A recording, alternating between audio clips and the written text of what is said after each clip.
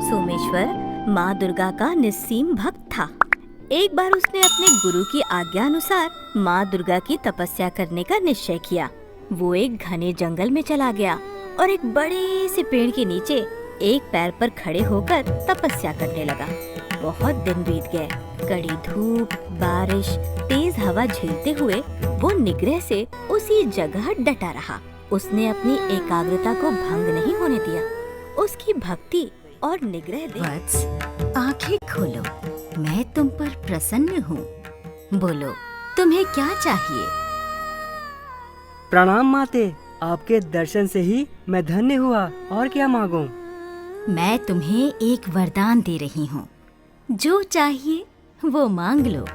माते, मुझे संजीवनी बूटी का वरदान दो। मुझे संजीवनी बूटी दे दो। तथास्तु। सोमेश्वर को संजीवनी बूटी देते हुए माँ दुर्गा ने कहा, वत्स, ये संजीवनी लो। जिस किसी मृत व्यक्ति पर तुम इसका प्रयोग करोगे वो फिर से जीवित हो जाएगा। किसी भी मृत शरीर पर तुम इसके पत्तों का रस छिड़कोगे तो वो फिर से जीवित होकर पहले की तरह शक्तिशाली हो जाएगा। ये संजीवनी ना कभी सूखेगी और ना ही कभी खत्म होगी। इतना कहते ही माँ दुर्गा गुप्त हो गई। संजीवनी बूटी पाकर सोमेश्वर आनंदित हो उठा और वो अपने गांव की ओर गाँव के सभी लोग मेरी प्रशंसा करेंगे।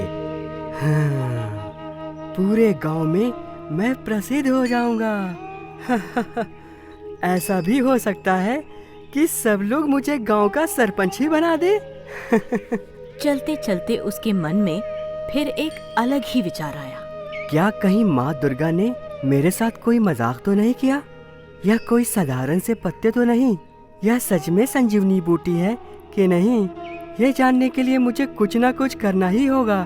सोमेश्वर इधर उधर देखते हुए कुछ खोजने लगा। इतने में उसे रास्ते पर एक मृत शेर दिखाई दिया। सोमेश्वर उस मृत शेर के पास गया और सोचने लगा, इस संजीवनी बूटी का प्रयोग मैं इस शेर के ऊपर करके देखता हूँ। फिर पता चलेगा कि यह असली है या नकली। सोमेश्वर ने उस संजीवनी बूटी के पत्तों को हाथ में मसलना शुरू किया। उसने बिना कुछ सोचे समझे उन पत्तों से निकला हुआ रस मृत शेर के शरीर के ऊपर छिड़क दिया। ये क्या? वो मृत शेर फिर से जीवित हो गया।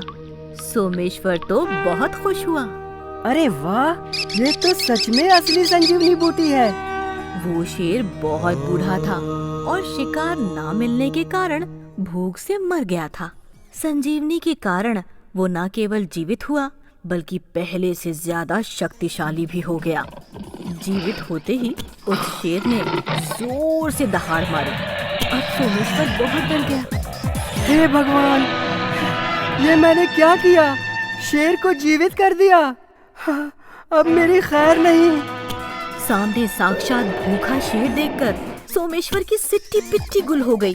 वो डर के मारे इधर उधर भागने लगा, लेकिन शेर की ताकत के सामने वो टिक न सका। शेर ने उसको पकड़ा और उसे तुरंत मारकर